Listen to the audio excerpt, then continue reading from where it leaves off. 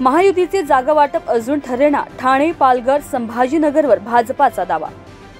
गोंदियात ट्रकच्या धडकेत शेतकरी ठार। देवळी तालुक्यातील घटना। गोंदियात वादळी अवकाळीचा तडाखा, विजेच्या कडकडाटासह पावसाची हजेरी। थेंबर पाण्यासाठी आदिवासींची वणवण। जलजीवनचे अधिकारी ठेकेदार मालामाल। नाना पटोलेंच्या गाडीला अपघात, घातपाताचा डाव, काँग्रेसचा आरोप। अंगणात कचरा जाळल्याने शेजाऱ्यांमध्ये हाणामारी, 5 जणांवर गुन्हा दाखल। दिल्लीमध्ये धोरण घोटाळ्यामध्ये केजरीवालांची सर्वोच्च न्यायालयात धाव। न्हावरे येथे 2.25 लाखांच्या बनावट नोटा, 4 अटक। हरियाणात जाट मतांचे विभाजन, भाजपच्या पथ्यावर। सायमन हॅरिस बनले आयर्लंडचे सर्वात तरुण पंतप्रधान। पीएम मोदींकडून अभिनंदन। गुढीपाडव्यासाठी शहरात स्वागत यंत्रांनी नूतन वर्षाचे स्वागत केले। मराठमोळा संस्कृतीचे दर्शन। नारायणराव गावात तमाशा, पंढरीत 4 ते 5 कोटींची उलाढाल।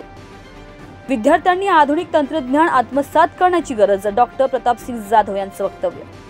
राज ठाकरेंना शहांनी कोणती फाईल दाखवली, संजय राऊतांचा खोचक सवाल। शरद पवारांच्या राष्ट्रवादीची 3री यादी जाहीर, साताऱ्यातून शशिकांत शिंदेंना उमेदवारी। पिण्याच्या पाण्यासाठी टँकर द्या, मुळेगावच्या महिलांची आर्तसाद। नदीत एन्झाईमचा वापर नको, एनजीटीचे महापालिकेला आदेश। पुण्यात धांगडधिंगा सुरूच, पोलीस आयुक्तांच्या आदेशाला पबवाल्यांकडून ठेंगा। पुणे बनतंय अपहरणाचं शहर, 3.25 वर्षात 1866 जणांचे अपहरण। ओगनोळी नाक्यावर फळ विक्रेत्याची 8 लाखांची रोकड जप्त। उद्धव ठाकरे यांनी केलेली चूक त्यांना आयुष्यभर भोवेल, गिरीश महाजन यांची प्रतिक्रिया। आरटी प्रवेश प्रकरण थेट न्यायालयात, आप पालक युनियन करणार याचिका दाखल।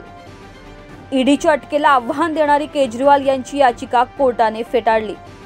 जागतिक होमिओपॅथी दिन, होमिओपॅथीला हवाय सरकारी राजाश्रय। उमेदवाराने प्रत्येक संपत्तीचा उल्लेख करणे गरजेचे नाही, सर्वोच्च न्यायालयाचं वक्तव्य। रत्नागिरीत धनुष्यबाणावरच लढणार उमेदवार, नामदार उदय सामंत यांचं वक्तव्य। रत्नागिरीत यंदाच्या हंगामात 28 टन हापूसची अमेरिकेला निर्यात। वैष्णवी पोवार खून प्रकरणी आणखी एका संशयितास अटक। पुण्यामध्ये जुन्या वाड्यांना झोपडपट्टी सदृश्य दाखवून बोगस SRAचे उद्योग। छत्तीसगडमध्ये भीषण अपघात, बस दरीत कोसळून 12 जण ठार। रश्मी बर्वेंना सुप्रीम कोर्टाचा दिलासा नाहीच, जात पडताळणी प्रकरणी याचिका फेटाळली। बंगळुरू बॉम्बस्फोटाचं छत्रपती संभाजीनगर कनेक्शन, NIA कडून 3घांची चौकशी।